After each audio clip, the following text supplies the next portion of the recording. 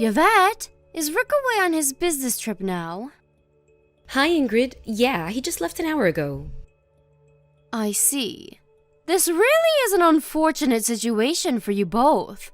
To think, my son would get sent 5 states away when you're this heavily pregnant. What was his boss thinking? Would it have killed him to have a little more consideration for your situation? This kind of thing shouldn't be allowed. No kidding. It got decided right at the last minute, and apparently, by the way they pitched it to him, it sounded like he didn't have a choice. On the bright side, he should be back before the baby's born. I'm relieved by that at least. Every cloud. If we'd have known he was going away on business at an earlier stage in the game, we could have done a home birth. Yeah, sorry. And I can only apologize for troubling you with having to help out with looking after me while Rick's away. Sure, you might have already lived with us, but I know you like your peace and quiet. Not only am I heavily pregnant, but your share of the housework probably just went up too. I'm really sorry. Don't pay it any mind, darling. It's fine. I feel a debt of gratitude to you for letting me stay here. A little housework here and there is the least I can do to say thanks. I'll carry on doing what I can do. I won't leave it all to you. Maybe that will sound weird, but please don't be too considerate towards me. Really? You mean that? Well, in that case, I'll stop holding back. Let me say something that's been on my mind for a little while now. I thought my son might get angry if I said this while he was around, so I've been holding my tongue. But I can't help but feel you should be making more of an effort to move around and be more active. Oh, you think so? Sorry. Yes. It's not like I'm condemning you or anything. I understand your situation. But to give birth to a baby, you need to be fit and healthy, right? How can you be fit and healthy lazing around on the sofa all day? I think you should start moving around more, and soon. Health and fitness has gone mainstream over the last few years, and pregnant women these days are getting a lot slimmer. You, on the other hand, Yvette, have ballooned to sizes previously unimaginable. I guess I'm kinda on the large side. I'll be more mindful of it from now on. I tell you what, I'm going to put you through your paces while Rick's not around. He'll barely recognize you when I'm done with you. I didn't maintain this incredible figure of mine into my 60s by mistake. And I think my expert guidance and endless wisdom could be just what you need to turn things around. Please go easy on me. You know, now that you mention it, I've been feeling a lot less mobile lately, and I seem to get exhausted after barely doing anything. I'm not even sure I could touch my toes anymore. Say no more. The key point here is that you need to burn any excess body weight, which means anything that isn't the baby. I know the perfect starting exercise. This should ease you into our new training regimen nicely. You're going to begin by cleaning the hallway floor. Okay, do you want me to do it with a regular cloth? You get the idea. I like it. That's how we used to do it in the good old days. You see, we didn't have any of these high-tech cleaning appliances that people are reliant on now. There's no finer way of burning calories than doing housework. It's fantastic exercise. If done properly, you'll work up quite the sweat. Yeah, I think you're right.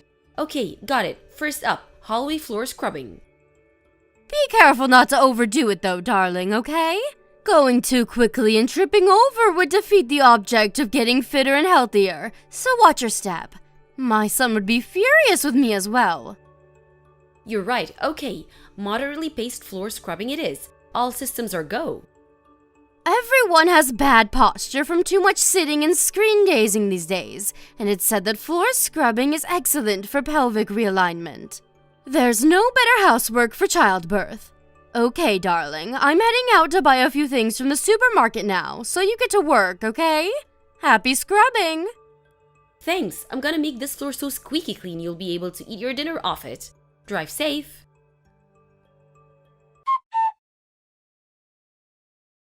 Hey Ingrid, you won't be home until late this evening today, right? I was thinking of heading out to the store to buy a few things. Was there anything you wanted? Oh, you were? Would you mind going to Peep's Bargains over in the next town instead? The next town? Sorry, I wasn't planning on taking the car. I thought a nice brisk walk would be a great addition to the exercise regime I've been doing. I was gonna go to the local supermarket. The local supermarket? What a load of nonsense! Just walk! The extra steps you'll get in walking to the next town will blow your neighborhood stroll right out of the water. Sure, but the next town isn't close by any means, and it'll take a long time to get there. In my current state, it'll take me at least 3 hours. By the time I've done my shopping and gotten home, it'll probably already be time for bed. Exercise, exercise, exercise. Think of the exercise, Yvette. You might not be ready for any 500-meter sprints anytime soon, but there's no harm in a nice, brisk walk for even a pregnant lady. Sure, I can walk, and I can even walk briskly, but I have to draw the line at 6 hours. That's practically a hike. Phew, listen to you, you drama queen. The youth of today, I tell you. Back in my day, we had to walk 8 hours to the nearest butcher every week, and you know what? We did it without complaining. Move, you big blubbery manatee. What did you just call me? Don't take it personally, dear. That's what we used to call fat pregnant women back in the good old days. I'm only trying to motivate you. I'm not blaming you, dear. You're a product of the times. It's not your fault you grew up in an age of loose morals and lack of discipline. But you should know that raising children takes a lot of work at the best of times, and you'll find it a damn sight more difficult with the requisite stamina. It would be wise to get as fit and healthy as possible before the baby's born, rather than waiting until your hands are full with childcare when you don't have the time. Stamina, stamina, stamina. I guess you're right. Okay, got it. Peep's bargains it is. Fantastic, that's my girl. The fruit and vegetables at Peep's Bargains are so cheap your jaw will hit the floor, so make sure you take a nice big backpack with you. I'd like you to get some onions, 3 cucumbers, some tomatoes, a pepper, some carrots, some bananas, and a nice big pumpkin. Oh, and we're running out of potatoes too, so pick up a bag of those while you're at it. Whoa, that's a lot of stuff. Think of it as weight training for giving big, firm hugs when the baby grows up. You have to be careful in case it's a girl, too. She'd be in trouble if she turned out to be a big, porky lardass like her mother. All of the women in our family are slim and petite. I'd feel so sorry for her if she looked like you. Ingrid, my BMI was normal before I got pregnant. Maybe so, but now you're the size of Africa. Which means less talking and more moving, manatee. You just don't get pregnant women who look like you these days. Aren't you concerned about how much you stand out? You should know better than anyone after seeing all the other moms-to-be at the gynecologist. I'm 1 month out. What were you expecting? A catwalk model? Of course I'm gonna be huge. I do have a near fully grown baby in my belly, you know. I really don't think it can be helped.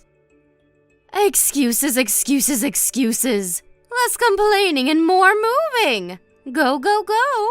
I can't believe my own son is married to such a corpulent lard machine. I'm sure you're an embarrassment to him. He's just too nice to say anything. I'll tell you this for free. You'll live to regret it if you take him for granted.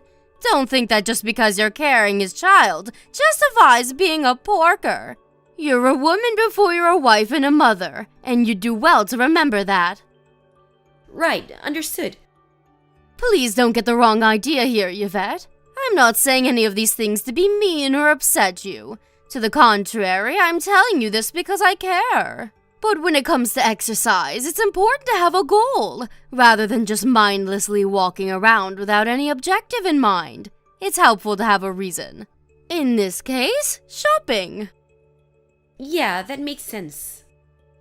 Let me reiterate, sweetie, I'm only doing this because I care. It might seem like I'm being strict on you now, but a day will come when you look back on this time and think, I have the best mother-in-law in the whole world.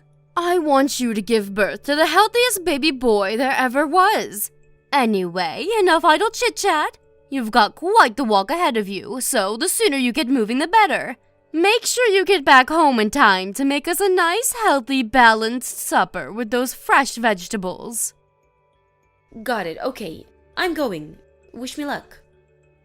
That reminds me. No eating or drinking on the way. You're so porky, fasting for a while would do you a lot of good. Who needs food when you're carrying around all that blubber? Make sure you get receipts for everything. I want proof you went. No slacking.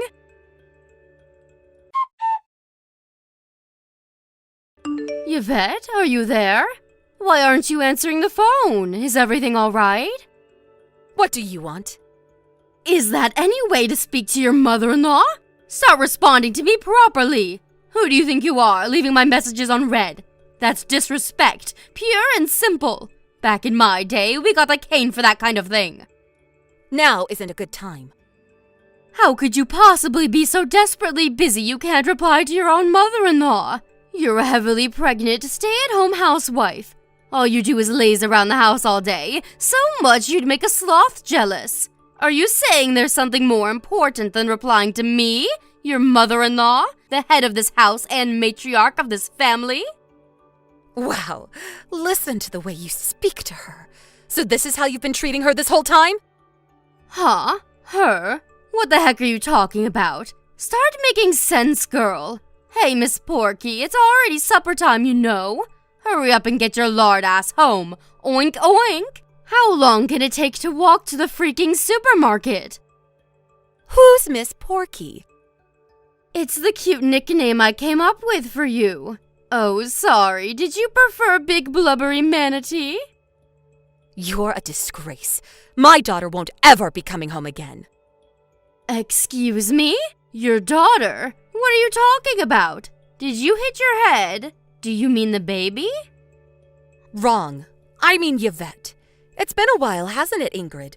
What a shame it is we're talking again under these circumstances. It's me, Vanessa, Yvette's mother. Huh? Wait, what? Vanessa? This is Yvette's number. It says her name on my screen. You're not fooling anyone. I'd prefer if you didn't play childish pranks on me, Yvette. Don't you think you're getting a little too old for this? Hurry up and come home so you can cook my supper. I'm hungry. Yvette was taken away in an ambulance after collapsing at the side of the road. She's sleeping in a hospital bed right now. Yvette collapsed? Wait a sec. Is this actually Yvette's mother? Yes. I'm happy to call you if you don't believe me. No, that won't be necessary. So Yvette collapsed? I wonder what happened. Exactly what I just told you. I think you know better than anyone why she did, don't you? She showed me your chat logs. You forced my heavily pregnant daughter to walk 3 hours to the supermarket in the blistering heat to buy your groceries. Well, I didn't force her. Vanessa, I want you to know that Yvette agreed to go on that walk. I didn't force her to do anything.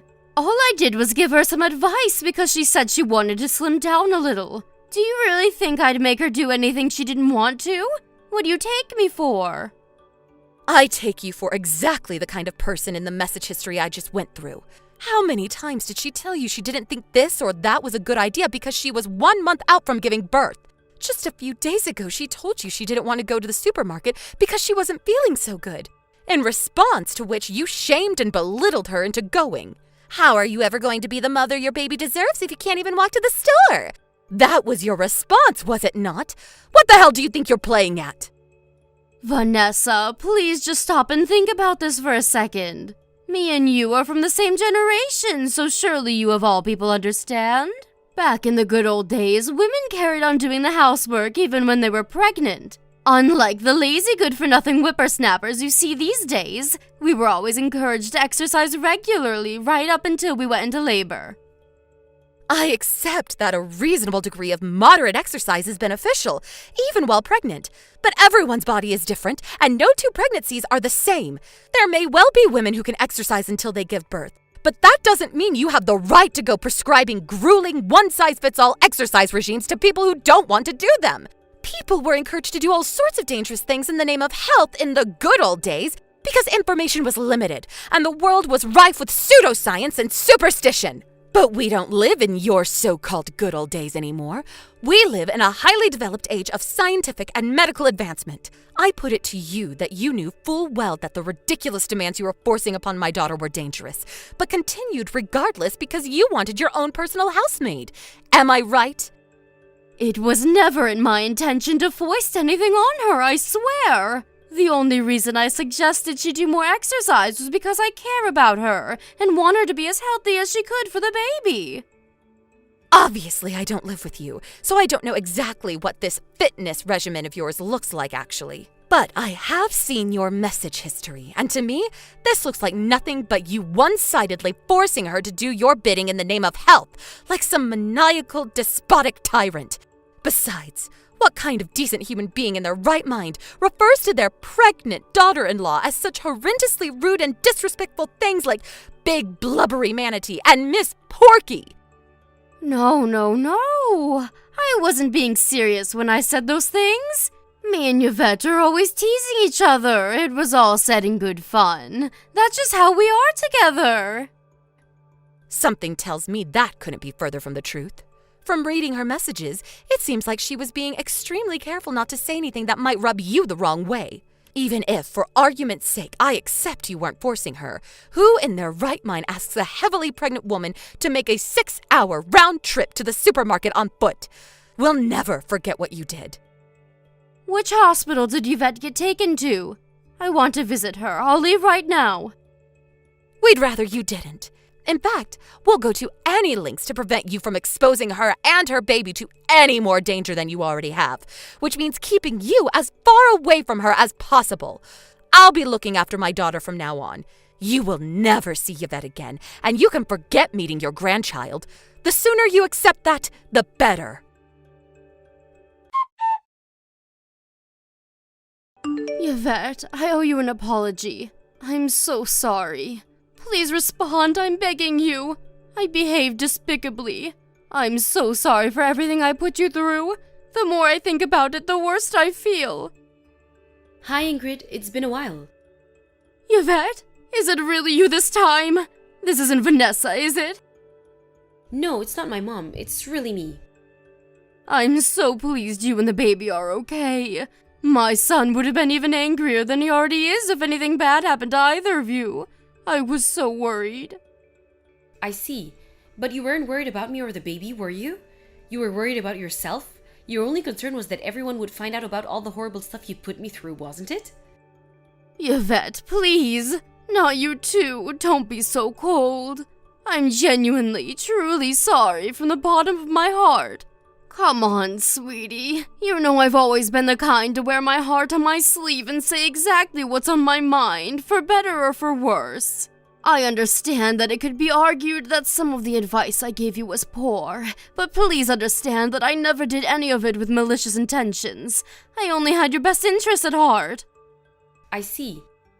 Please, will you make sure Rick and your mother understand that? I don't want everyone getting the wrong idea about me. Us living together had been going so well, after all. Neither of them would listen to a word I had to say. They've made up their minds about me, and there's nothing I can say or do to change that. That's why it's no exaggeration to say you're the only person I've got left to rely on. Please, Yvette, make them see this has all been one big misunderstanding, won't you?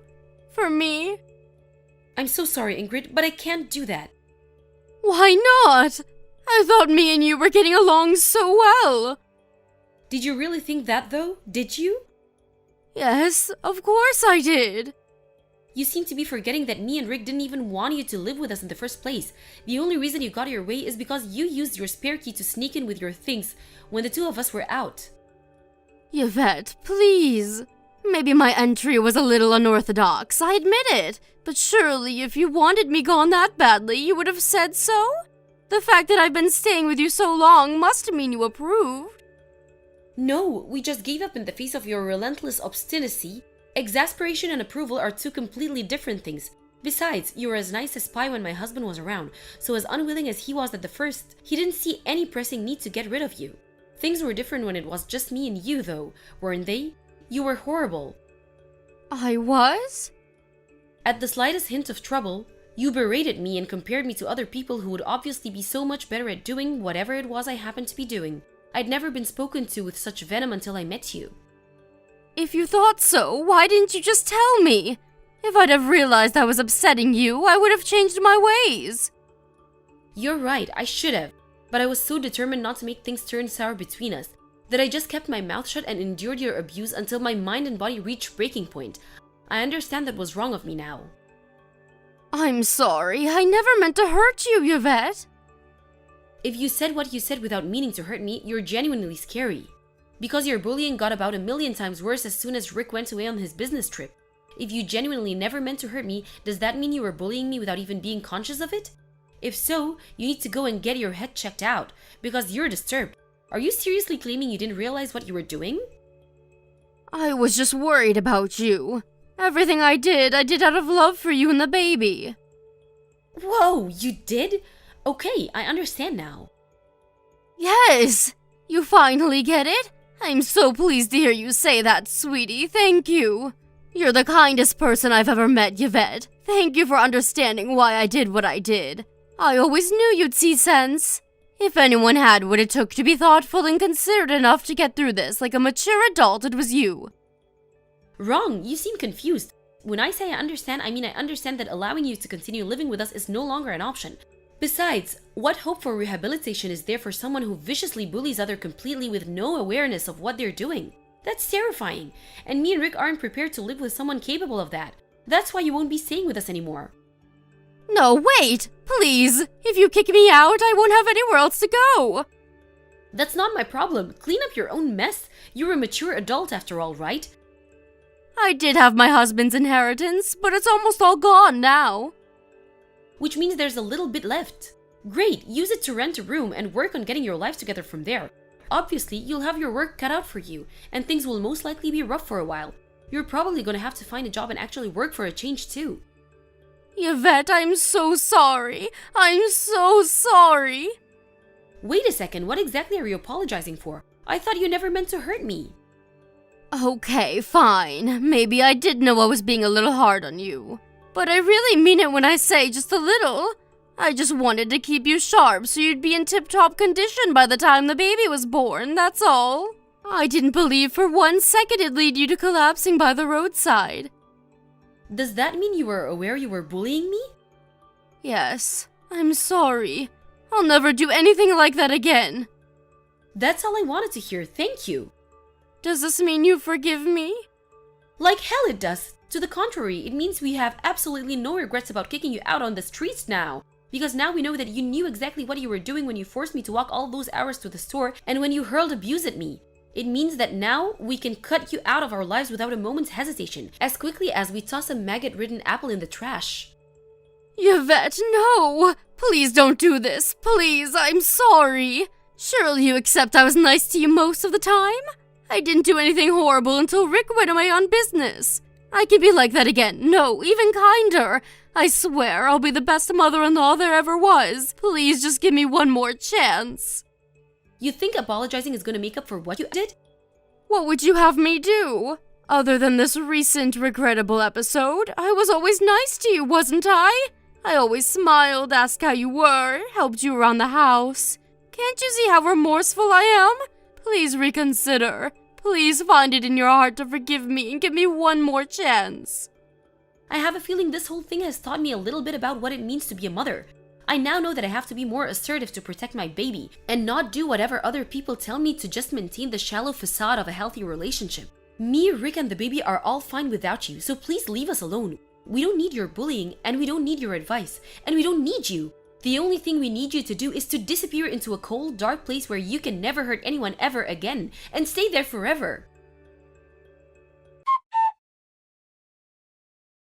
After terminating the shared living arrangement with my mother-in-law, I gave birth to a healthy baby girl and moved back in with my parents.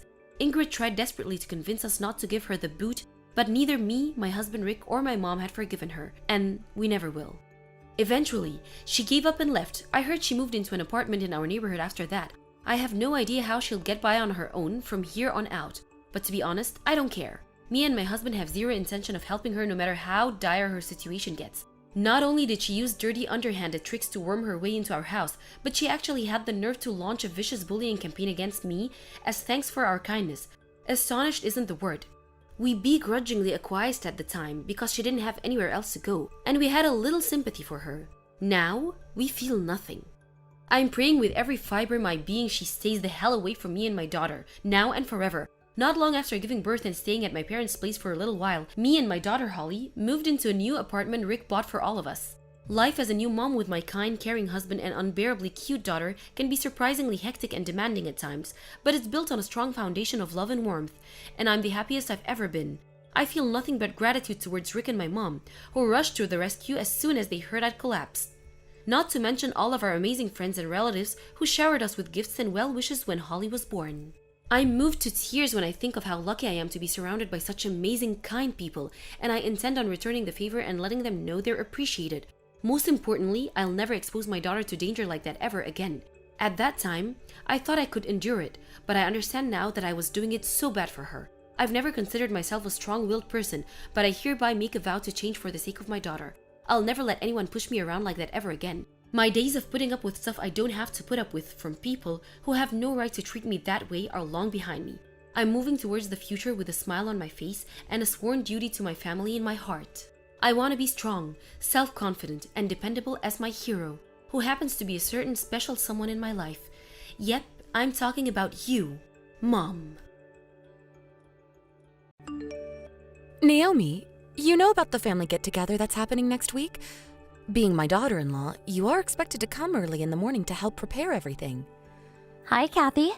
Yes, of course I remember. And yes, I am planning to go there early. All our relatives are coming too, so make sure to be on your best behavior. Oh, and don't forget to arrange the catering for everyone's lunch. Okay, I will make sure to do that. Should I just order from the same caterer as well? Yeah, that should be fine. Oh, but please don't forget to order something healthy for my daughter, Rebecca. You know how she's pregnant with her second baby. Ever since Tom got her pregnant, apparently she can't eat any oily foods. Oh, I see. Okay, I will order something separately for her then. Speaking of babies, Rebecca is already going to be a mother of 2. How is it possible that you still don't have any children yet? You realize that you are in your mid-30s already, right? What are you doing wrong? I'm not sure. We are trying our best.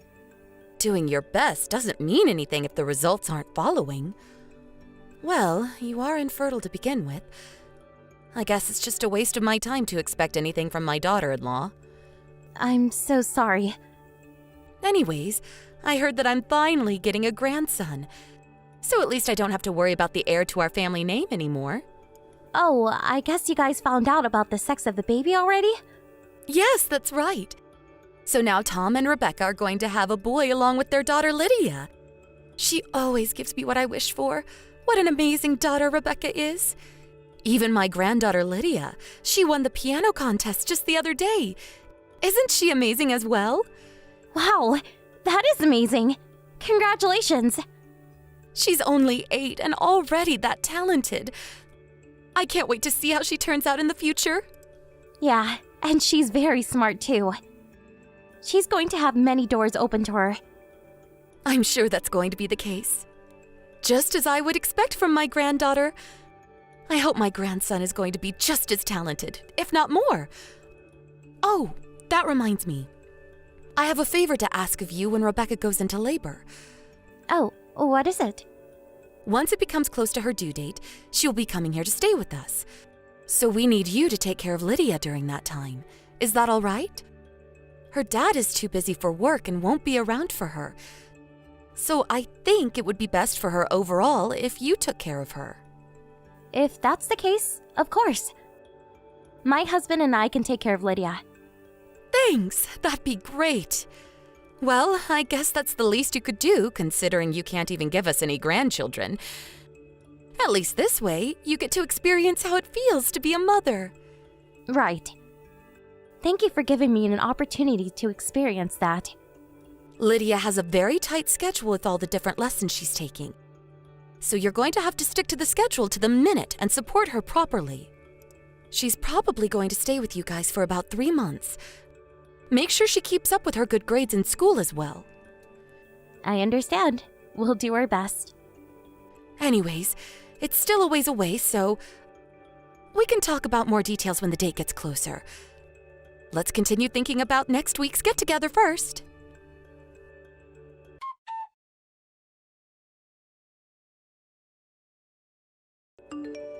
Naomi, have you heard about Lydia? Do you mean about her illness? I heard that she has to be admitted to the hospital again.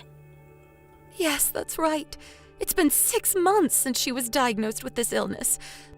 But she doesn't seem to get any better, no matter how many times she goes through surgery. And now her doctor told us that she may not even live long enough to become an adult. That's horrible. But she was so energetic when I saw her last. We even did a thorough newborn screening test when Lydia was a baby. I can't believe this is all happening after all these years. To think of how much money we have wasted on her so far.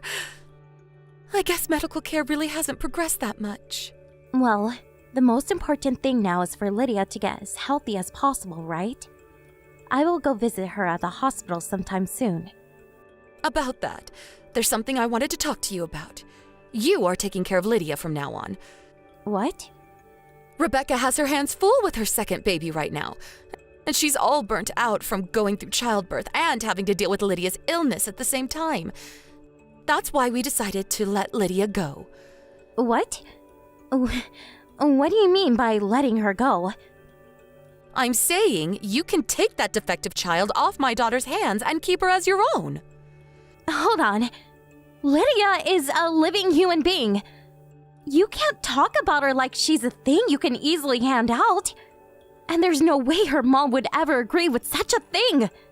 Actually, she told me that she doesn't want to keep a child with so many problems. She says she doesn't want to keep raising a child if she's not going to live long anyways. What's wrong with you guys? Did you even consider Lydia's feelings at all? Lydia is only 9. It's not going to take her very long to forget about her birth parents. And I don't think she'll live much longer anyways. Even then, how could you do this to her? Giving up on her like this just because she's sick. That's why we are saying you can have her. I don't think it's a bad deal for anybody. My daughter will be released from all the stress and inconvenience. And for you, you finally get to be a mother. I can't do this while completely ignoring Lydia's feelings. I'm sure she wants to stay with her mom and dad. Even when she stayed with us for a while, she was studying really hard to make her parents proud. And this is how she's treated after all that? Why don't you take her then if you feel so strongly about her? Isn't this a once-in-a-lifetime opportunity for a barren woman like you? Are Rebecca and Tom both really serious about letting Lydia go? Yeah.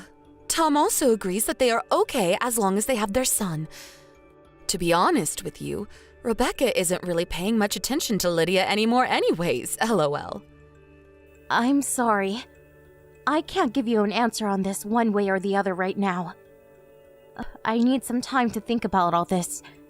I need to take this back and talk about it with my husband as well. That's fine. If you guys aren't interested in taking her, we can always send her to an orphanage. Make your decision soon. Continuing to care for and maintain a sick child isn't free for us, you know.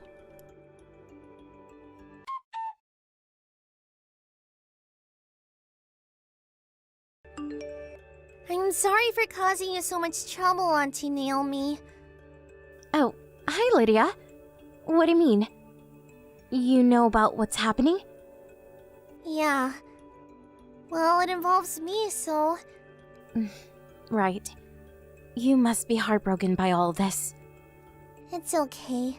Everyone keeps telling me that they love my brother more, and that I'm just causing them trouble. That's not true at all. I know how diligent you have been every day. You and Uncle are the only ones who's been nice to me this whole time. Even when I was in the hospital. I was so happy when you guys visited me there. Lydia, can you tell me how you really feel about all this? How I feel? Yes, because that's the most important thing here. I would like to know what's going on through your mind. Can I come and be your daughter? Are you sure that's what you really want? Mom and Grandma both tell me that they don't want me anymore.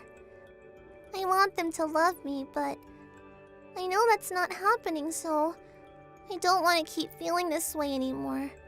Okay, if that's what you want, I'll come now to pick you up. Are you sure? I'm not going to be a bother for the two of you? You've never been any bother to us. We have always thought fondly of you and enjoy having you around. I'm not sure about that. All I do is cause everyone lots of trouble by being sick. And because I won't live long enough to be a grown-up. You don't know that. Even if that's what the doctors say right now. Someone could come up with a cure tomorrow. Nobody knows what the future holds. Lydia, we will always be with you from now on. We can fight your illness together as a family. Yeah. Thank you, Auntie Naomi. I'm so sorry. Don't be sorry.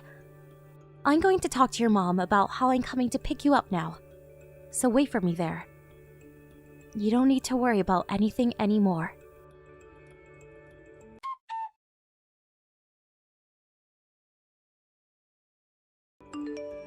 Hey, Naomi, it's been a long time. It's been 10 years since you guys cut us off completely. But you have to hear me out about something. I will even consider taking it to court if I don't hear back from you. It's that important. Kathy? What is this about? We have done nothing to cause a lawsuit. It's about Lydia. I heard that her illness has been cured. So what? Well, can you imagine our surprise? We saw Lydia being interviewed on TV about her overcoming her illness and being admitted into a really prestigious university. Why didn't you tell us that she was all better? I didn't think that was necessary. We went through a proper process and officially adopted her as our daughter. And we agreed not to bother with any of you ever again.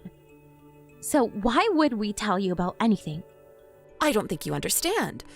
Rebecca is the one who gave birth to Lydia. She only let her go because of the illness. Of course she has a mother's right to know if Lydia is cured. A mother who abandons her child just because she's sick has no right to know anything. You realize that you've never given birth to any child, right? You think these 10 years suddenly make you her mother now? You are so pathetic. Lydia is Rebecca's child, no matter how hard you deny it.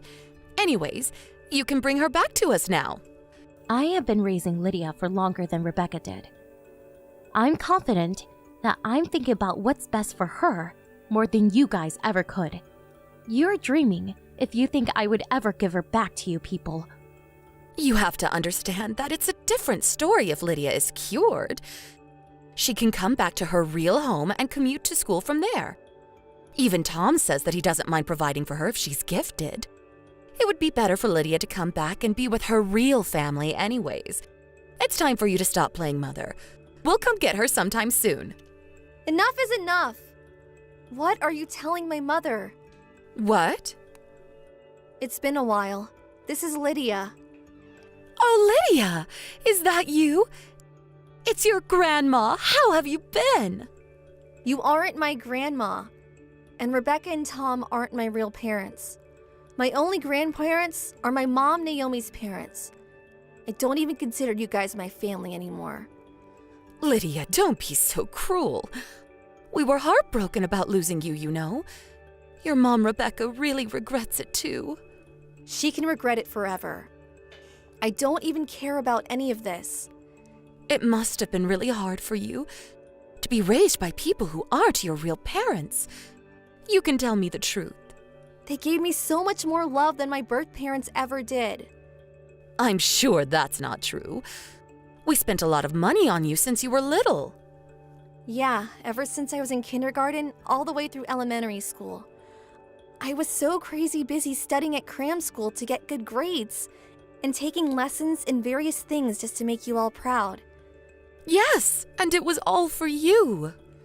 No, it wasn't for me. It was all for your own egos. My current parents are the only people who ever cared about what I really want. Oh, don't be so stubborn. If you come back, we can pay for your tuition, and we'll buy you anything you want. On top of that, your real father is saying he can help you get a good job using his connections. He works for a big company, so you'll be in good hands for sure. I don't need any of that. I'm very happy with where I am right now. I know I will be miserable if I go back there. Your little brother is here too, you know. He really wants to see his big sister. I have no memory of him. My illness was found around the same time as he was born, so I wasn't even allowed to see him. I didn't have any interest in a brother I've never even met. Lydia, you are gifted. You are promised to have a bright future if you come back to live with us here for sure. Anyways, why don't you come visit us at least once? Everyone is dying to see you. No, thank you. I bet you have no idea how I felt when you guys abandoned me. I don't think people who so easily abandon their child just because the child gets sick are even human. I am here today happy and healthy, all thanks to my current parents. And I can swear that it has nothing to do with you at all. Don't ever contact my mother like this ever again. Hey, Lydia, please. To tell you the truth, we are thinking that you could be our heiress. Your brother isn't really smart enough to carry our family name on as the heir. Lydia doesn't want to talk to you anymore. And I have nothing to say to you either, so excuse myself here. Wait, Naomi, please talk to Lydia. She will listen to you, won't she? Please tell her to come home. I respect her decision, and I will never say anything to deny her feelings otherwise. Don't you feel sorry for Rebecca? Her own child was taken away by you. What? I've never felt sorry for her like that.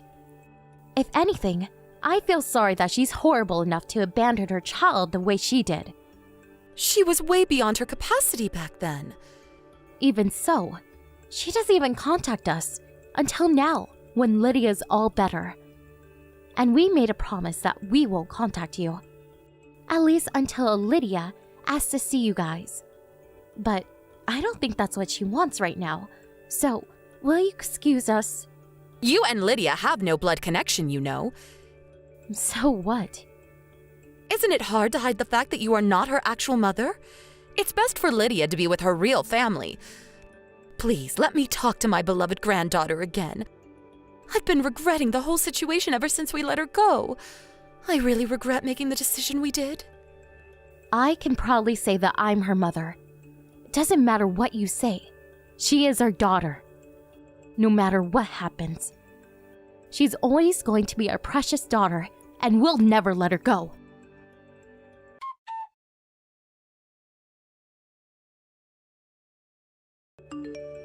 We have been ignoring them since then, and we went back to living our normal life. You'd think it would be easier if we were to block their contact, but we want to make sure that Lydia has a way to reach them in case she ever decides she wants to talk to them. Just in case she ever changes her mind.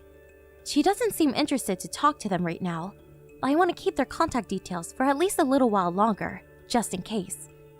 And they tried to fight us legally, but she's already our adopted child officially, so they weren't successful. And she's already 18 to begin with, so she can make her own decisions on where she wants to be. So we plan on letting her stay here as long as she wants. I heard that her little brother turned out to be a very problematic 10-year-old as a result of everyone spoiling him recklessly. Apparently, he's very selfish and doesn't listen to what anybody says. But to be fair, he's still only 10. I would think it's too early to give up on him as an heir. But they are the type to abandon a child just because she's sick, so I guess they are worried about the future. I'm sure they just want Lydia back so they can brag about having a gifted child as their next heiress. I will never let such people have Lydia ever. Not that they have anything to do with us anymore. In any case, we will always protect Lydia as a family and nurture and support the growth of our precious daughter towards a bright future. I'm really sorry about today. Things got delayed due to some urgent stuff at the office, and I couldn't make it when we originally planned. I caused your parents a real inconvenience, too. Will you tell them I'm sorry? Don't worry about it. It's fine. I know how hectic things are at work for you right now. The fact that you went out of your way to take any time to spend with us at all means a lot to us. Thanks, Anna. I'm relieved to hear it.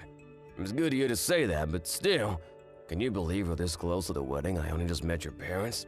It's pretty crazy. It's true, things are intense at work right now, but still, I think it was pretty sloppy of me to not somehow find time to meet them earlier. It's cool, Jeff. Really. I told you, my mom and dad understand. I don't know what kind of overbearing tyrants you think they are, but they're actually super chill. I told them about you a long time ago, just after we started dating. You might only have just met them, but they know practically everything there is to know about you. They said it was a privilege to meet you today. Then there's our mammoth age gap. I know this might sound weird coming from me, but surely there's no way you're not going to be at least a little apprehensive about their 22-year-old daughter marrying an old man like me. Oh, stop it, Jeff. You're not an old man. Sure, you're no spring chicken, but you're only a slightly old man at worst. Besides, I don't care in the slightest. I love you for you, not some number, and my parents understand and respect that. They might have been nervous at first, but they're not now that they met you. The age gap isn't the only thing they were nervous about. Really? What else? Really? Well, you see, you work for a major global company that's always on commercials on TV, right? Not only that, but you're a top executive. My parents were surprised I managed to bag myself such a high-spec guy. Believe me, I was way more nervous than they were. Wow, really? You looked super confident to me. Think about it, both of you barons are in their early 50s, right? I'm almost the same age as them. It took some bravery to ask them to give me their daughter's hand in marriage. I can tell you that for sure. I guess that makes sense. Anyway, the bottom line is, it went swimmingly. I'm so relieved we finally got it out of the way. Now all that's left is to wait for the wedding day. Not long left now. At the beginning of next month, we'll be husband and wife. Yup, I can't wait. But are you sure you don't mind? I noticed you didn't invite any of your coworkers. Is that okay? I hope you're not holding back on mine or my family's behalf. Didn't I tell you before? You're the most important thing in the world to me, and our wedding day is gonna be the most important day of my life. I couldn't bring myself to taint it with the presence of my coworkers. I get that. I'm more thinking with regards to your position at work. Won't your coworkers be offended? The people in my line of work aren't the kind of people to get offended by such trivialities. My position at work is predicated on nothing but my ability to do my job efficiently and effectively, which I'm damn good at if I say so myself. Sure, from your perspective maybe, but I can't deny I'm worried. It's fine, really. Besides, you do know you're about to commit to spending your entire life with me, right? You should be way more worried about that. This is the most important day of our lives we're talking about here, babe. Surely you don't want to spend it surrounded by crusty, pompous old corporate taps. If I started inviting people from work, the church would end up looking like an old folks' home. Good point. I probably would be a little nervous surrounded by all those bigwigs. Right? That's why the guest roster is fine just the way it is. All of your friends are coming, and that's enough for me. So unless you do want to turn the church into an old people's home, or our wedding day into a corporate meeting, things are A-okay just as they are. Thanks so much for thinking of me, Jeff. It means a lot. I'll promise I'll do my best to be the wife you deserve, and I'll never embarrass you. It means a lot that you'd say that, babe. But don't overdo it. Me and you are a team. I want you to go at your own pace, and I want you to know that you can always speak to me if you're struggling with anything. Okay, thanks, sweetie. Sorry to keep talking so late at night. You have work in the morning, right? Don't be silly, I'm your husband. We're bound to keep each other awake far later than this. You're right, though. I do have work tomorrow, and I should really start winding down for bed. I'm gonna head off now. Okay, good night, sweetie. I hope you have a good day at work tomorrow.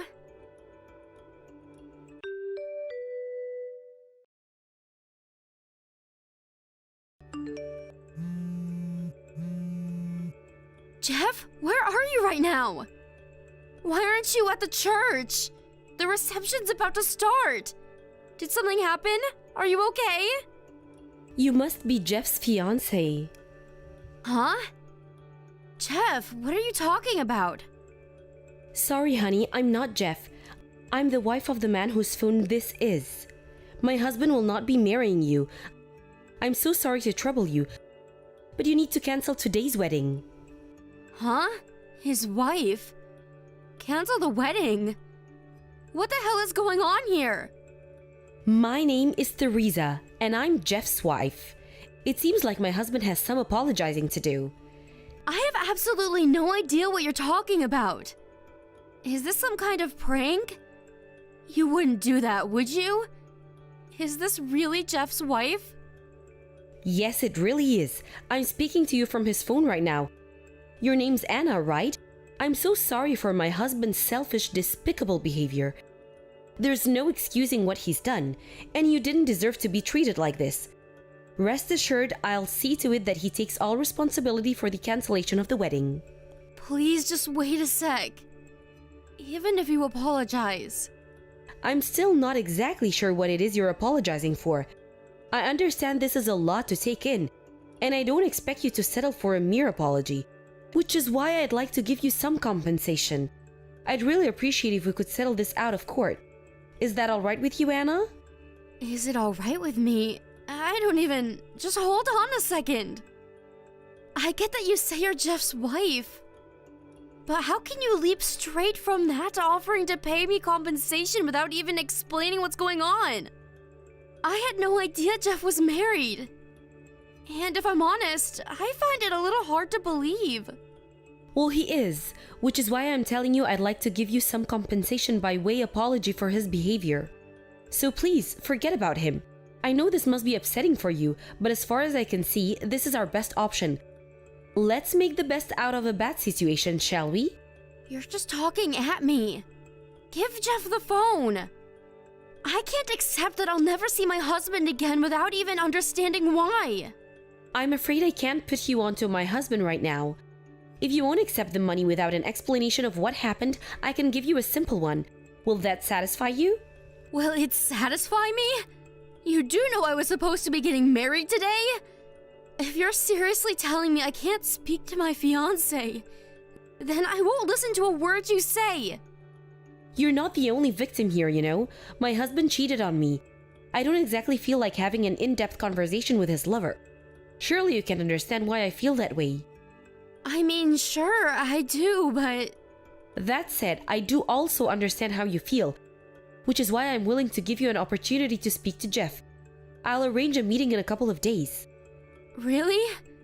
Yes, of course. I know you may feel you have no reason to trust me, but I want you to know that you can. As painful as this is, I want you to remember that we're not enemies. Okay, got it. But make no mistake, that doesn't mean I accept what's going on here. I have to ask you, Theresa, how the hell did this happen? It's actually very simple. My husband cheated on me with you because things weren't going well between us. That's all there is to it. That's it? How can you say that? We're engaged and I just arrived at the church for the wedding. He met my parents, for crying out loud. I know all that, and I can only apologize. It seems like my husband genuinely did intend to divorce me so he could marry you. It was when I found out about what he was doing behind my back that things came to a head. I can only apologize for not letting you know sooner. If everything you just said is true, why the hell is he with you and not here at the church marrying me? While having a heart-to-heart about the prospect of divorcing, I felt our old flame being rekindled, and we decided to give our marriage one last shot. This might sound mean, but I'm very grateful to you for that. Grateful? Are you making fun of me? I'm not making fun of you at all. To the contrary, I really am tremendously grateful. Me and Jeff have been married for 10 years, but we've never had a conversation as direct, as candid as this. It might sound crazy after everything that's happened, but thanks to you, we were finally able to repair our damaged relationship. And I feel like we're closer than ever now. That's partly why I want to pay you compensation, by way of thanks. Stop screwing around! This is ridiculous, and I won't accept it! Have you even heard what you're saying? Are you telling me that my engagement, my wedding day, and all the hopes I had pinned on our future together are nothing more than the result of a marital dispute? Look, you're probably gonna hate me for saying this, but no matter what you've allowed yourself to believe, there was no chance you were ever actually going to marry my husband. You should just be grateful for the fact you're able to dream about having a future with a man like him at all, even if only temporarily. Excuse me? What the hell is that supposed to mean?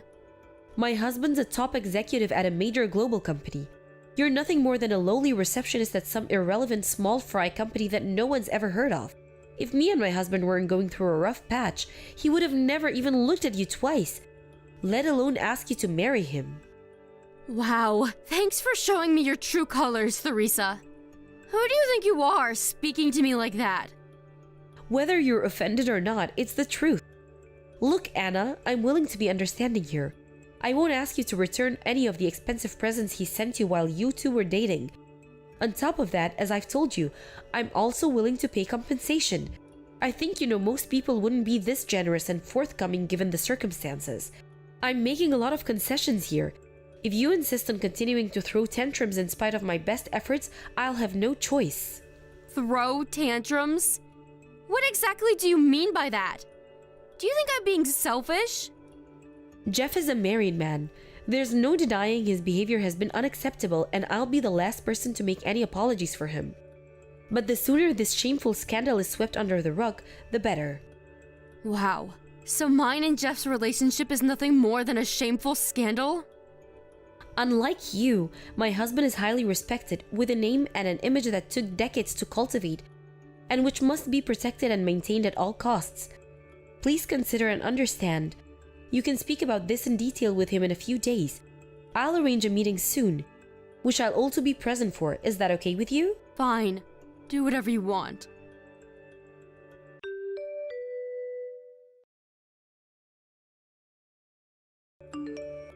Anna, I'm so sorry what happened today at the meeting. My wife completely lost it. She said all sorts of horrible things. You didn't deserve any of it. I'm so sorry for that. I'm so sorry for everything I put you through. Just forget it. We can put the lid on this whole horrible saga as soon as I have my money. I don't ever want to think about this again. Anyway, are you sure you have the permission to be speaking to me right now? Be careful, your wife might get angry with you. It's okay. I told her I was gonna message you. That's a surprise. Did she lose her temper? Maybe she would normally, but right now she's more concerned about you telling people about what she did to you today. She's willing to turn a blind eye to me talking to you if it means preventing that. Interesting. I see she's just as cautious as ever. Don't say it like that. She's only trying to protect me in the only way she knows how. Even still, there's no excuse for the things she said to you today. She behaved deplorably at what should have been a meeting to set things straight and clear the air, and I'm sorry for that. What she said was rude and sensitive and disrespectful. Not really. It's just like your wife said, I'm nothing more than a naive little girl. And she's right. After all, me and you live in different worlds. As well as that, the way she seemed to think she had license to yell obscenities at you and force you into settling out of court just because she's offering to pay you compensation was shameful. I'm sorry this whole discussion has gone ahead on our terms. Don't sweat it, Jeff. Unlike me, you're highly respected and have a name and image that took decades to cultivate that must be protected and retained at all costs. You're not a naive little girl like me. I get it. You're so many leagues above me, I should be grateful just to have had the opportunity to even dream about us being together. Marriage was nothing more than a fantasy, and I was naive and stupid to let myself believe otherwise. Knowing all of that, how could I object to settling things on your terms? Come on, Anna, please, it wasn't like that. Me and you had something. Stop treating me like we're strangers all of a sudden. Me and you? What exactly does that mean, Jeff? I was nothing more than a cheap fling to you. No, that's not true. I was seriously thinking about marrying you. Surely you know you meant something to me. Surely you understand what we had isn't something that couldn't be faked. Gross, give me a break. I want nothing to do with you ever again. Your wife will be pleased. She can have you all to herself now. I'm happy for us to settle this out of the court. Lord knows I don't have the strength to go before a judge. All I ask is that you leave me alone.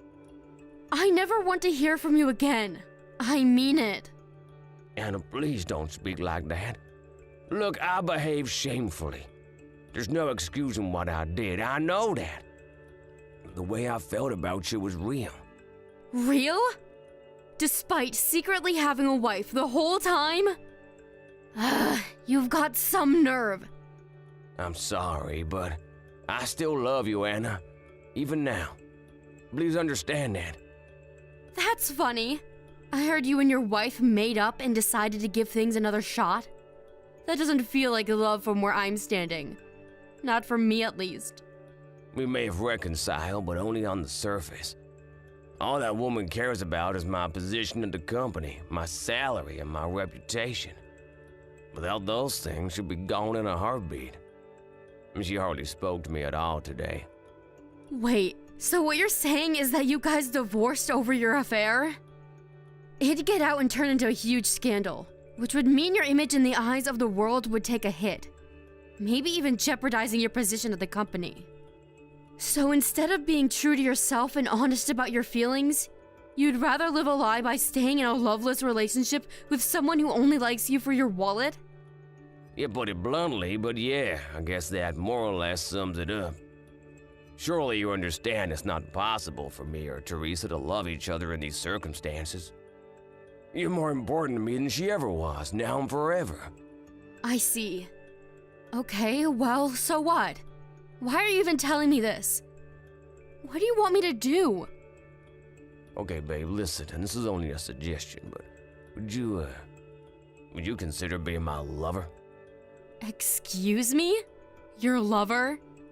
Have you lost your mind? I know I'm only repeating what you said here, but you're right. I do have a name and an image to protect, which means divorcing my wife over an affair is totally out of the question. Me and you continuing our relationship behind the scenes, however, is more than doable. That damn woman never had any interest in me to begin with. Is that why you're asking me to be your lover? Don't screw around, Jeff! You wouldn't believe how close I am to blocking you right now. Whoa, let's not do that. Please, babe, don't get mad with me. Please try to understand I'm in a difficult situation here. If we break things down, this is actually super simple. The way I see it, there are two problems here. One, the fact that I kept my marriage a secret from you. And two, the fact that as loveless and superficial as it is, I'm trapped in said marriage for a number of reasons. But now that you know everything, if we carry on seeing each other behind closed doors, those problems disappear. And I'll send you some money every month too. You'll never struggle financially as we're together, Anna. I promise you that. You must be insane. Obviously, it's a no-brainer that your wife won't go along with this. But what about my parents? If you think I'm furious about how you abandoned me on my wedding day, you should have seen my parents' reaction. They're out for blood. You better hope you never run into them. Like I just said, it's not a problem if we keep it secret. Sure, it might be difficult for us to meet at times and it won't be anything like before, but I don't care. If I can be with you, I'm happy. I don't want to end things between us. You mean too much to me. Surely you feel the same. You want to be with me too, right? If you do, let's do it. I'm ready and willing to do whatever it takes to protect our love, you and me, babe. Okay. If you put it that way, I'm ready too. Really? Oh, I'm so pleased. I knew I could count on you to do the right thing. I knew our love would pull through in the end. Thank you so much for giving me another chance, babe. You won't regret it. I can't wait to see you again. Yep, I can't wait either. After everything that's happened, I'm fully committed to seeing this through to the very end. I hope you're committed to seeing it through to the end too, Jeff.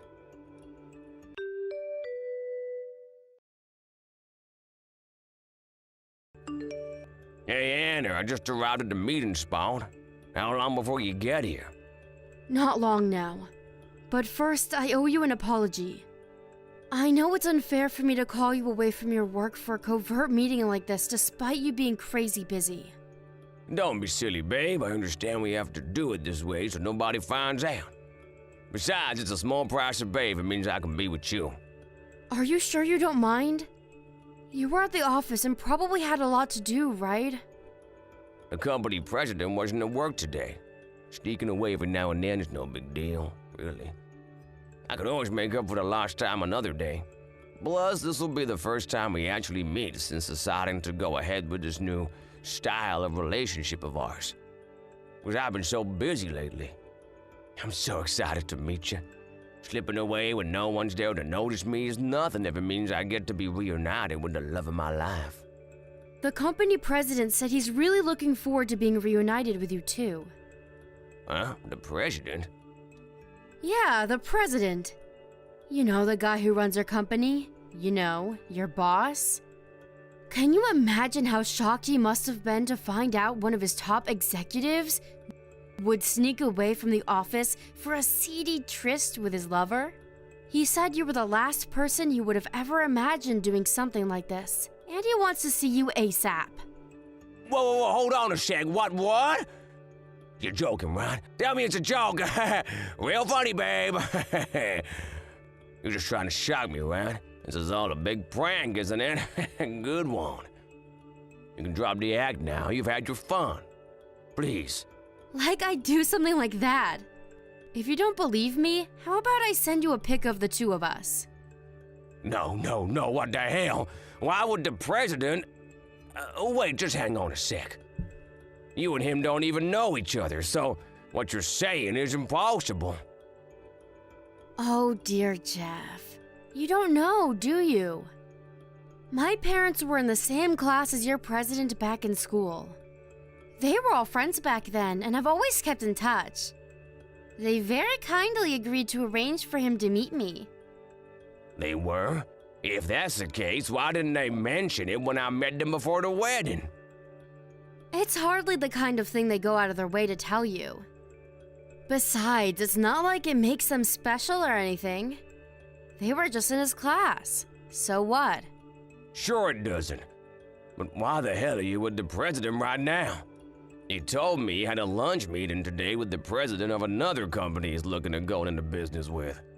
A lie to lull you into a false sense of security, obviously. Why would you do this? To take revenge against you? Revenge? What are you talking about? None of this makes sense. Look, I'm not gonna lie, the hiding my marriage from you for all that time was despicable, and I'll be sorry until the day I die. But I thought you forgave me. Huh? Did I? That's funny. I don't remember forgiving you. I don't remember even saying anything that would make you think there was a chance I might forgive you. You seem to be making quite the misunderstanding. But you said you'd be my lover. You know, what surprises me the most is that after hiding the fact that you were married and cheated on your wife with me, after destroying all my hopes and dreams for the future and crushing me emotionally on what was supposed to be the happiest day of my life, you actually have the nerve to ask me to be your lover? Did you seriously think I was gonna forget everything you did to me and do what you wanted just so you could protect your precious image? But you agreed to go along with it. Like hell I did! It probably just sounded that way to you because you were thinking with that thing in your pants instead of your head. You creepy sex-obsessed old man. You're gross! Creepy, sex-obsessed old man. You watch your damn mouth, Anna. Just because I acted wrongly in the past doesn't give you the right to speak to me like that. I'm old enough to be your dad. You should have more respect for your superiors. What disgraceful behavior. You're the one who always made a big song and dance about the fact that we had an age gap. Admit it, you got off on it. You deceived me with a stupid pack of lies. Then you have the nerve to try and use your privileged financial position to stop me taking you to court by offering me a huge compensation packet? That's called a bribe. You and your wife are just as bad as each other. In a way, you're a perfect match. You should have thought twice before trying to make a fool out of me. I wasn't, babe, I swear. Why did you have to go do this? I get it you're upset, but calling the president out was too far. You crossed the line here, Anna. You do realize I could lose my job over this.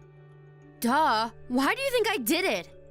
You can hardly complain about losing everything and having your life ruined, when you did the exact same thing to me by treating me like a pawn to be used and manipulated for your twisted satisfaction like some mega maniacal narcissist. It wasn't like that. I really liked you, babe. I mean, like present tense. But that's not the point right now. What the hell am I supposed to do? And like you, I'm very important. I have a position and a reputation to think about. The goings-on in my private life carry far more weight than those of a naive, insignificant little girl like you. The world is watching and it's not gonna be impressed. Oh my god, what have you done? To quote my parents, whether a 22-year-old girl or a balding old man, no one's life is more valuable than another's. Screw your parents.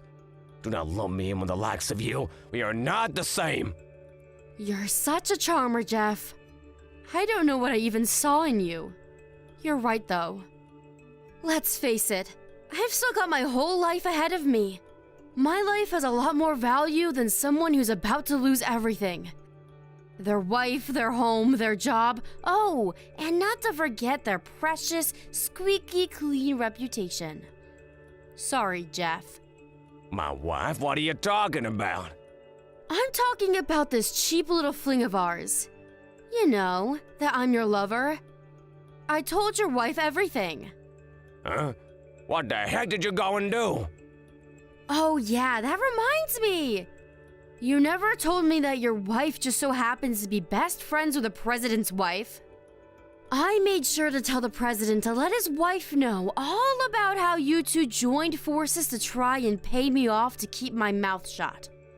How you thought you could get away with it all because I was nothing more than a naive little girl. She's gonna know everything soon. Which means you're not only the one who's about to lose everything.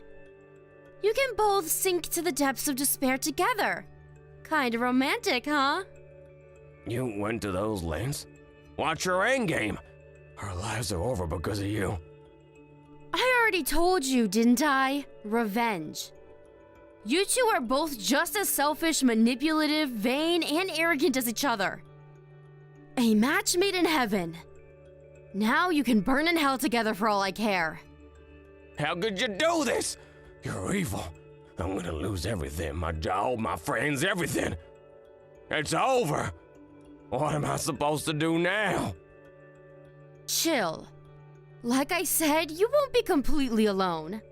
Look on the bright side, you and your wife get to burn in hell together now. Thanks for your commitment, Jeff.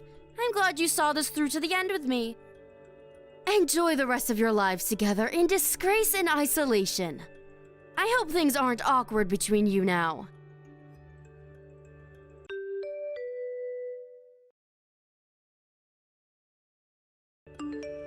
After that, Jeff's company president arrived at the secret meeting location and fired him on the spot, thus making him unemployed, his worst nightmare now a reality. Not only that, but his marriage fell apart, again. After his wife found out he'd lied to her once more when she read mine and his highly incriminating chat logs. All of Jeff's friendships and social connections revolved around his company due to him being a severe workaholic, which meant that when word of his true colors as a lying sleazebag spread, not a single ally or sympathizer remained. His partner in crime and fellow scumbag, aka his wife, was incensed by what he'd done, and now hates him even more than ever.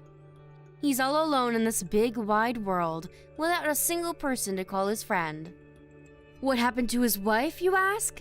To put it simply, she lost everything, just like her husband. Her world fell apart shortly after her best friend, the president's wife, found out what she'd been up to behind the scenes. Despite hating each other's guts, they couldn't bring themselves to divorce. because they knew it would mean being even more alone than they already were. Faced with a dilemma, they decided to hit rock bottom together. They do say misery loves company. I shudder to imagine what the atmosphere inside that house must be like.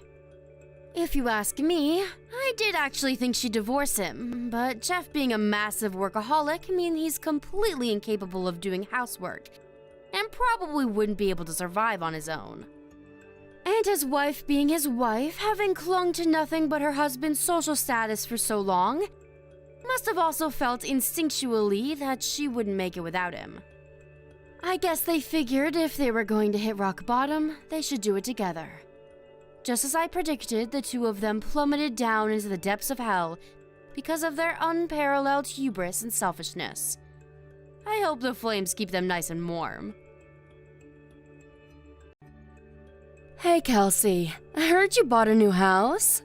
Apparently it's detached too. Get you, Missy. Hi, Sally. It's been a while. That's right. It is detached, but it's nothing too fancy, really. It's not like it's new or anything. I heard it's huge though. I'm so pleased for you. Sounds to me like you're all set to live the good life. I'm actually a little jealous. Not at all. It was old and run down, so we got it way cheaper than the market price. It might look okay from the outside, but believe me, we had our work cut out with the renovations and repairs. I wouldn't go as far as calling it huge, though it is a lot more spacious than the old one. You know how much bigger they build them in the countryside? But you renovated it, right? I bet it looks like a palace now. Renovating your own house seems to be all the rage lately. Just the other week, I heard about my friend's friend reforming his whole house. I've seen TV shows about it too. Just yesterday afternoon, I was watching one called Peep Designs. Everyone's doing it. Well, I guess you're not wrong. You do hear about it a lot now. Anyway, enough beating around the bush. Are you gonna tell me or what? When's the big day? When are you moving in? When? Next month. That's really soon. I wish you'd have told me earlier. I am your mother-in-law, you know. I did plan on telling you sooner. I've just been busy with all sorts of things, that's all. Sorry I kept you out of the loop all this time. That lazy son of mine almost never gets in touch with me, you know. I get the feeling that if I didn't text and call him, we'd never speak. I sometimes wonder if he still holds what happened between us in the past against me. Do you by any chance mean that time you and his dad stole the money from his scholarship when he was in college? Oh, you know about that? Come on, dear. Stole is a bit drastic. Yeah, I know. I don't think it's drastic at all. I heard all about how you gambled away his entire scholarship fund on the slots at the casino. Oopsies. Weren't we just the naughtiest? Not just the casino either. My husband used his fair share on horse racing. He had to work 2 jobs while studying for a master's in biochemistry because of what you guys did. He told me it was the hardest period of his life.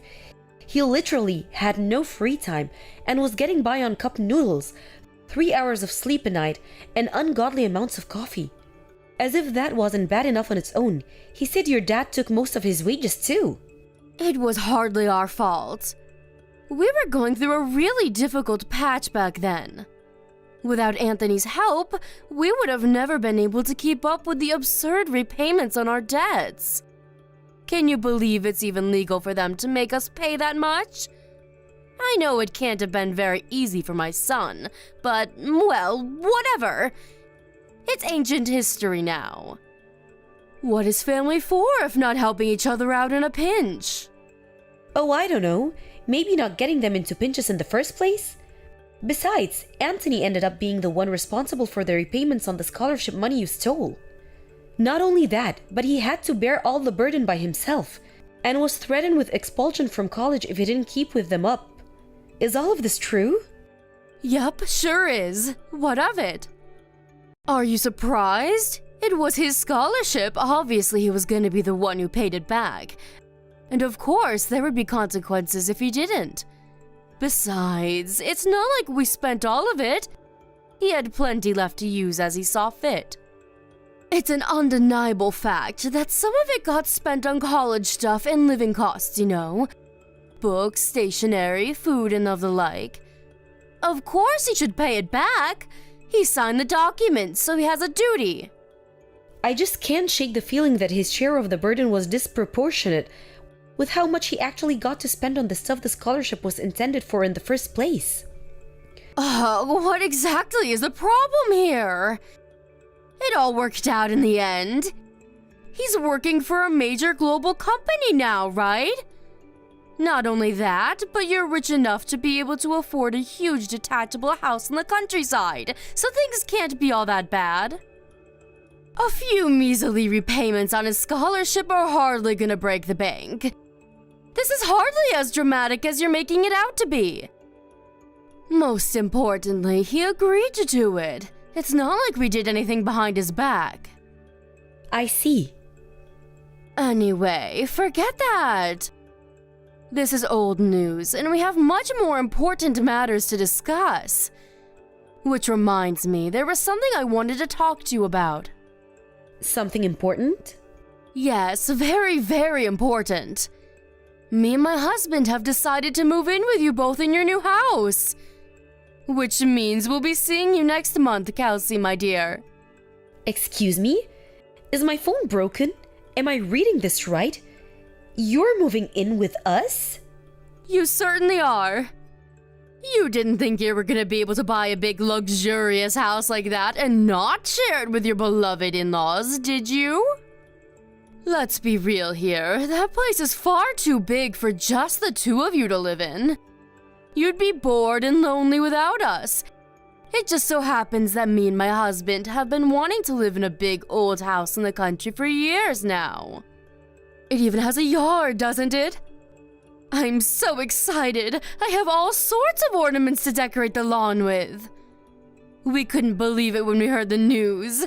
The timing was so good anyone would think it was fate. Whoa. Just slow down a second, Sally. You can't just invite yourself to live with me and Anthony all of a sudden.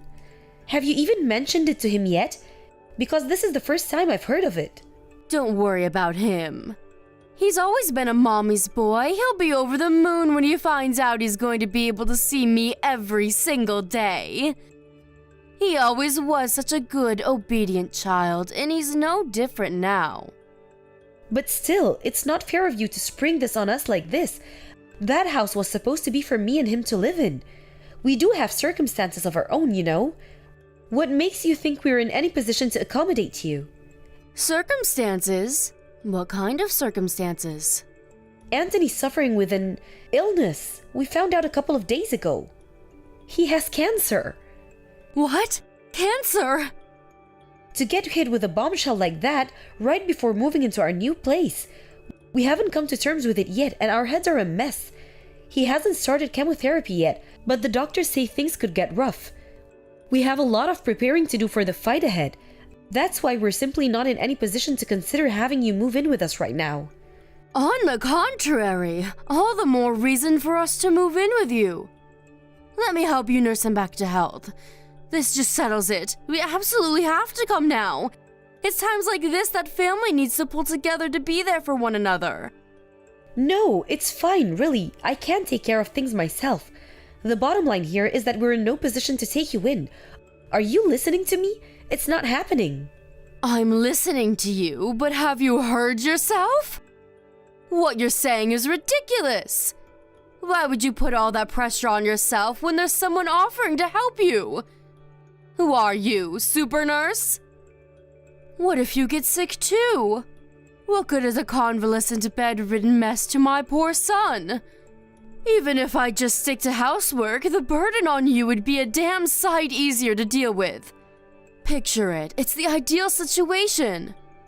I deal with everything around the house while you focus solely on nursing my boy back to health. Sure, it would be nice to be able to give him my undivided attention. Right? I'm glad you're coming around to my way of thinking, sweetie. I always knew you had a good head on your shoulders. Leave it to me. Let's all live together as one big happy family.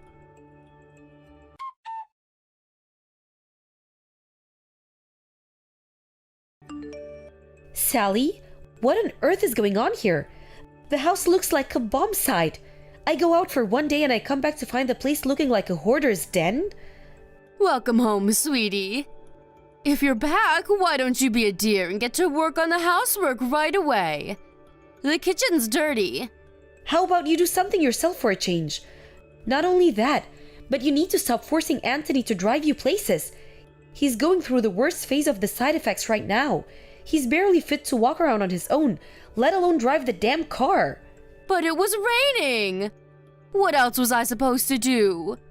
You're a clever girl. I'm sure you understand I had no choice. It's impossible to get anywhere living in the middle of nowhere without the car.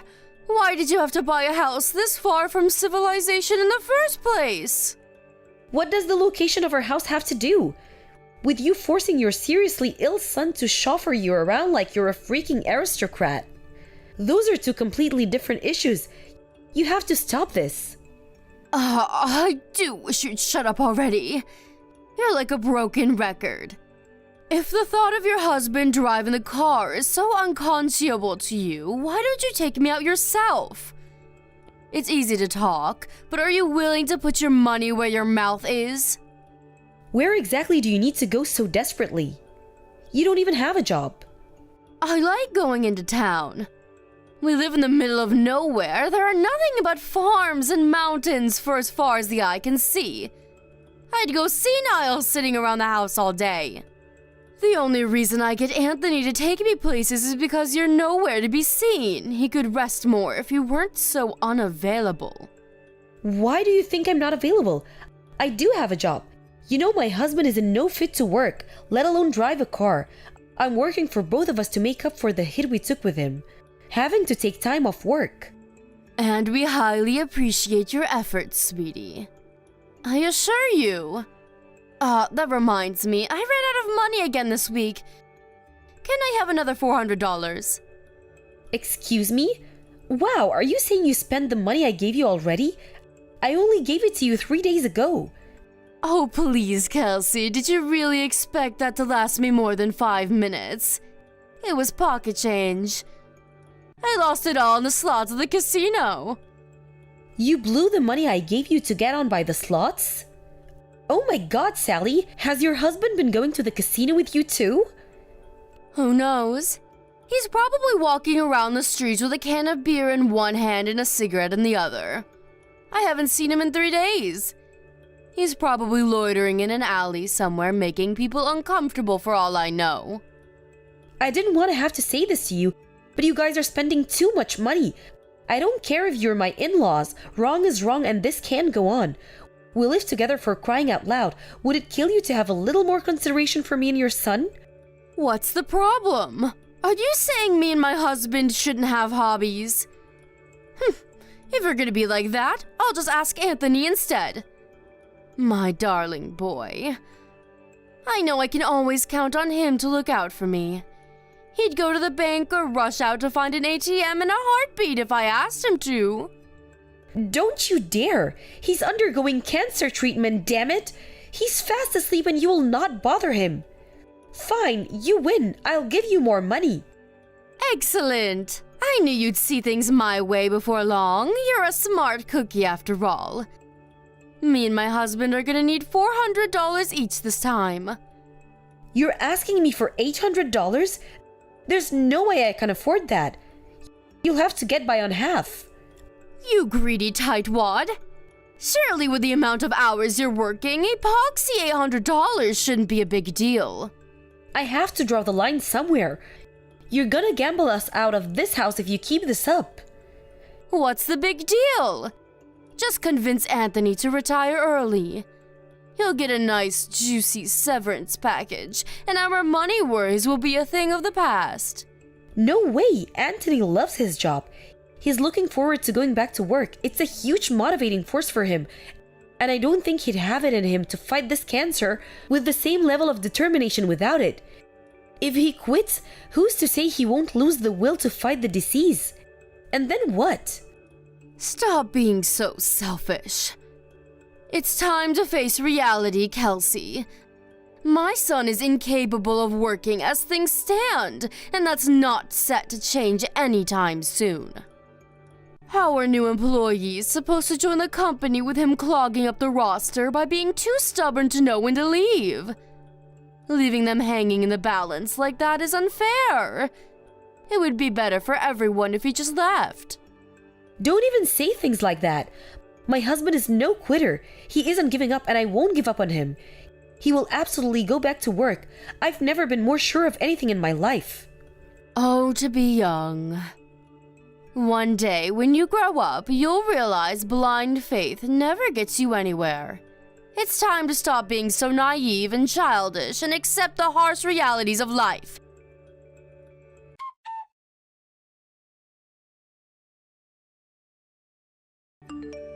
Kelsey, I'm going for a few drinkies with the girls before I come home this evening. I won't be needing any supper. I see. In that case, I won't be able to come and pick you up. Please make your own way back in a taxi or get a lift from a friend. Huh? Are you joking? It's your day off work today. Are you telling me you'd rather laze around on your butt eating potato chips than give your elderly mother a lift home? I'm busy. Anthony's funeral might be out of the way now, but I still have tons of stuff to take care of. Ah, yes, the funeral. I was blown away by how big the turnout was. I had no idea he was loved and respected by so many people. He was always so shy and introverted. It's hard to imagine him having that many friends. Everyone loved Anthony because of how kind he was. He was a good man who would do anything for anyone. Yes, my Anthony was 1 in a million. It's just a shame he left us so young. Right. Anyway, the funeral's over now. So we really should get around to dealing with his belongings. Most of them are going to have to go in the trash, of course. Why? What's the rush? Can't we at least wait until it doesn't all feel so raw? He's barely been in the ground 5 minutes and you're talking about tossing his things in the trash? Why wait? It's going to happen eventually, so we may as well do it now. We need to clear out the room he spent his final weeks laid up in bed in. I want to turn it into my own personal hobby parlor. We're not clearing out his things. Why not? It's not like we're gonna use them anymore. Besides, this is not your decision to make. I make the rules from now on. Me and you are strangers now, and strangers aren't welcome in my home. Wow, what's that supposed to mean? It's exactly what it sounds like. Without my son here, you're nothing more than a stranger, no different to someone I'd pass by on the street. Are you trying to kick me out of the house? Bingo! I knew you'd get it eventually. Well done, sweetie. Think about it. Me and you aren't related by blood. I tolerated you when my son was around for his sake. But there's no reason for us to carry on living together now. This house rightfully belongs to me and my husband as a memento of my son. You're trespassing, so get out. Wow, so that's what you really think of me, huh? I see. You know what? You're right. Strangers don't have any right to live in other people's house. I'll make the necessary moving preparations immediately. You always did have a knack for understanding things quickly. Thank you, honey. I'm so pleased you didn't make this any harder than it needs to be. Make it quick. Understood. I agree. The quicker we get this over with, the better. Okay, that settles in. I want you and your husband out of this house by tomorrow. Excuse me?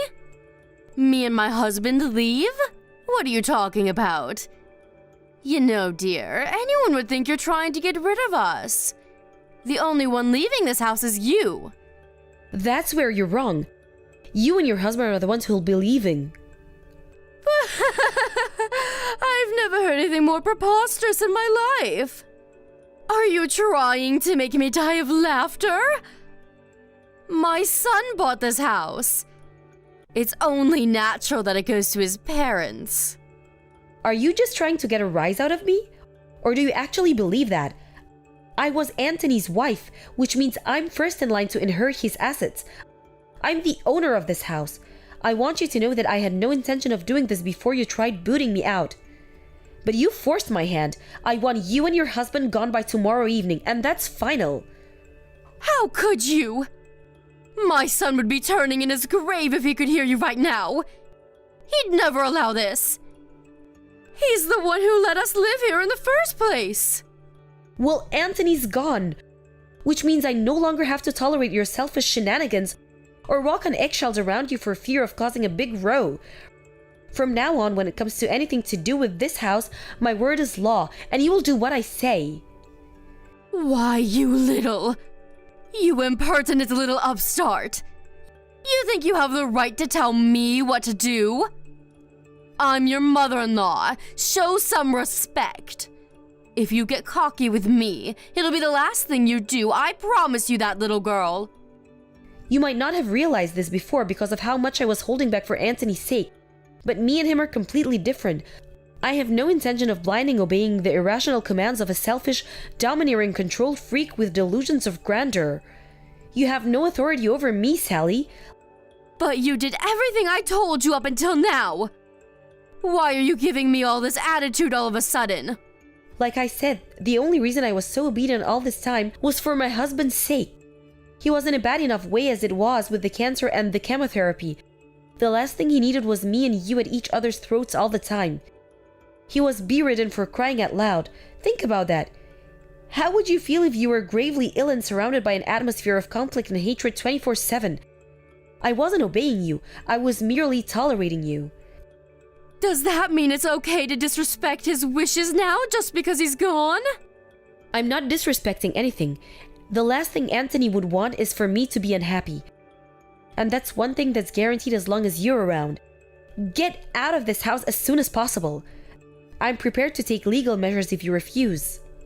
Legal measures? Don't be so dramatic, dear. If there's any doubt in your mind as to whom the rightful owner of this house is, then I'm willing to take the necessary steps to prove it to you once and for all. If there's a brain somewhere in that head of yours, you'll realize you don't have a leg to stand on and disappear from my life forever. Come on, Kelsey. This is going too far and you know it. The idea of lawyers and judges is so unpleasant to you, then I suggest you get out of this house because I'm 100% serious. We can do this the easy way or the hard way. Just know that one of them involves you going to court.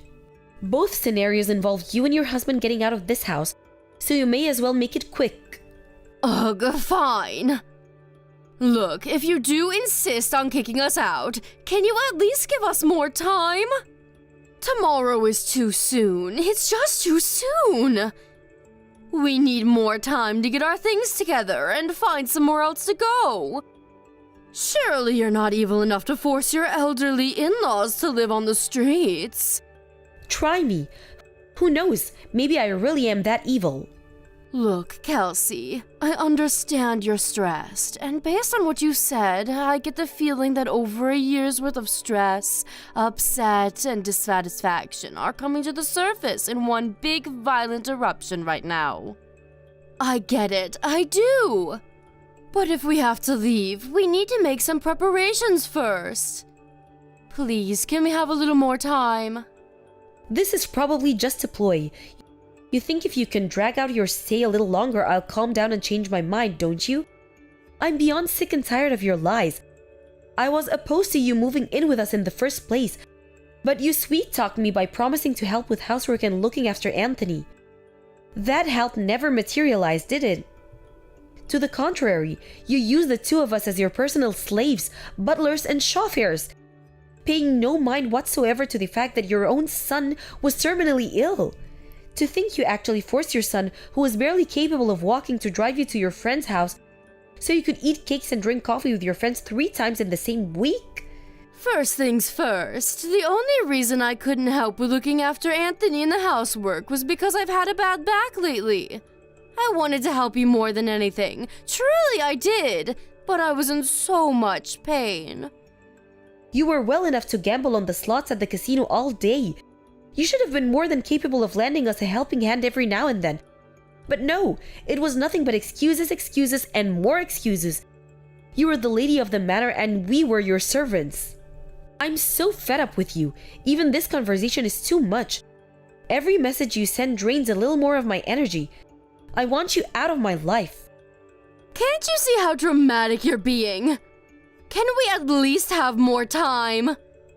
Please, let's just put the brakes on all of this for a little while longer. I'm begging you. There will be no deferments. I've been deferring the whole time we lived together. I'm done putting up with your crap.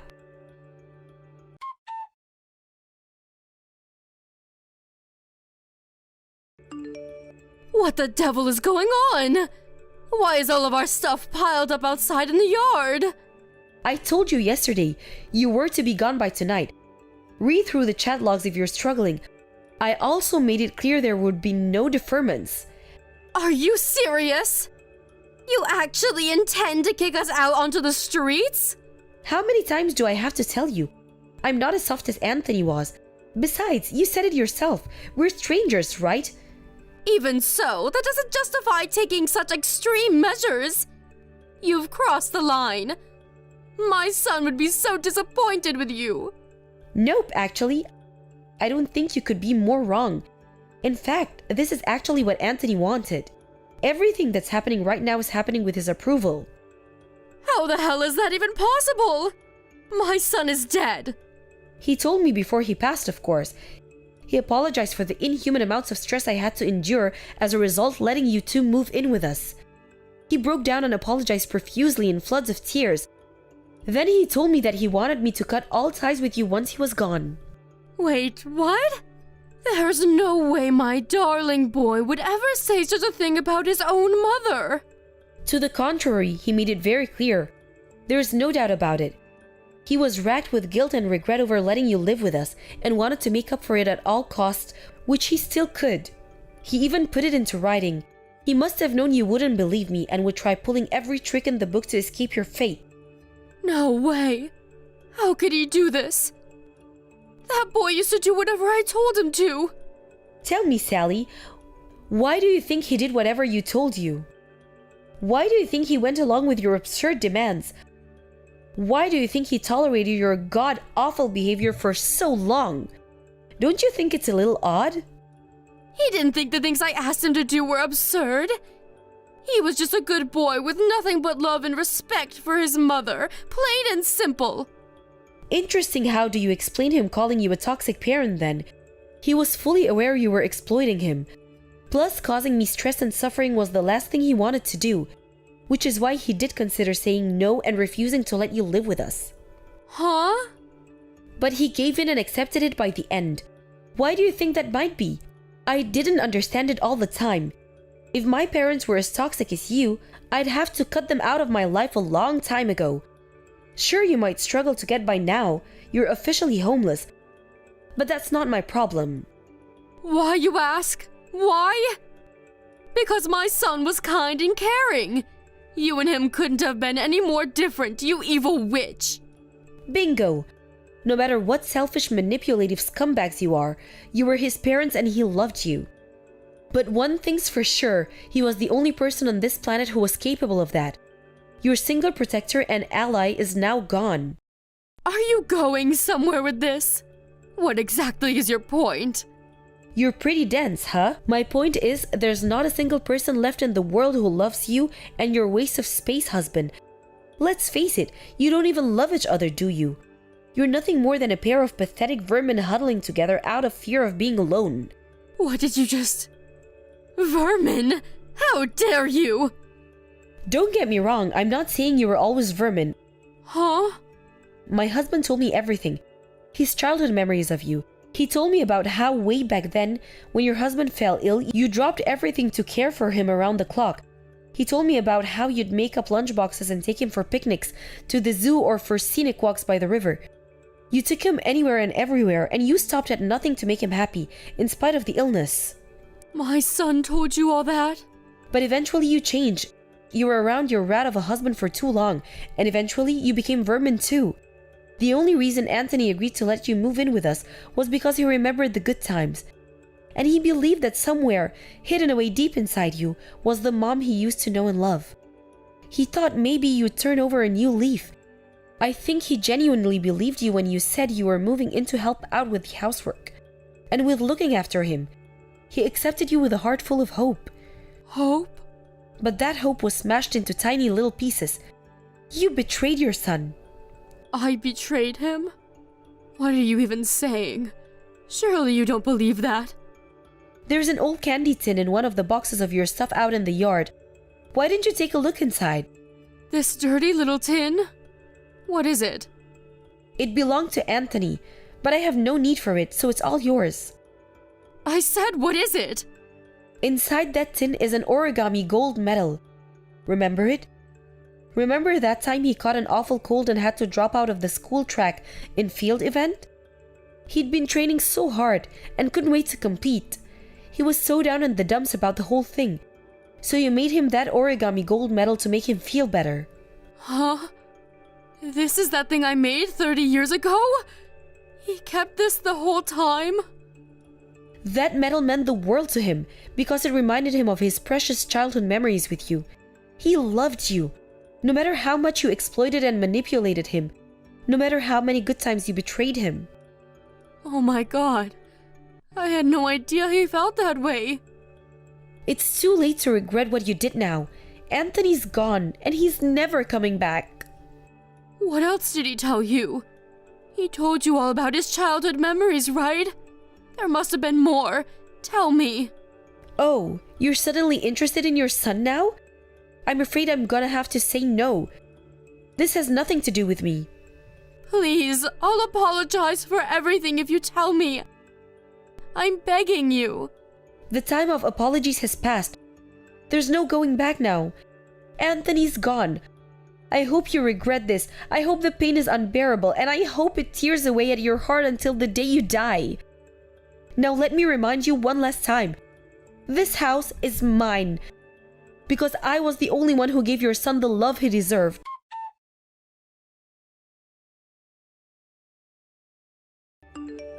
Not long after that, my father-in-law started causing a commotion outside the house, demanding I stop this nonsense at once and let them back in, but his wife soon shut him up.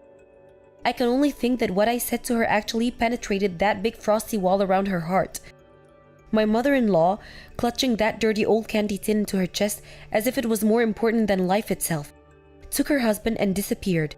I haven't heard from either of them ever since, and I heard through the grapevine that they ended up divorcing. It's been 2 years since I lost my husband now. I ran into his mom one time when I was laying some fresh flowers at his grave. As soon as she noticed me, she hung her head deep in shame and walked away, seeming to have none of the vigor or energy she was once so well known for. Something tells me she actually reflected on what she said, and used the whole tragedy as an opportunity to become a better human being. They do say every cloud has a silver lining. It's just a tragedy that the cost was so high. As for me, I'm still living in that same big old house in the country, surrounded by my cats and dogs, who I love and adore. We went through so much in this house, happiness and sadness, joy and misery, harmony and conflict. But strangely, the only things I remember vividly are the happy times me and Anthony shared together. That's why it'll always be an important place to me, and I intend to cherish and take good care of it for as long as I live.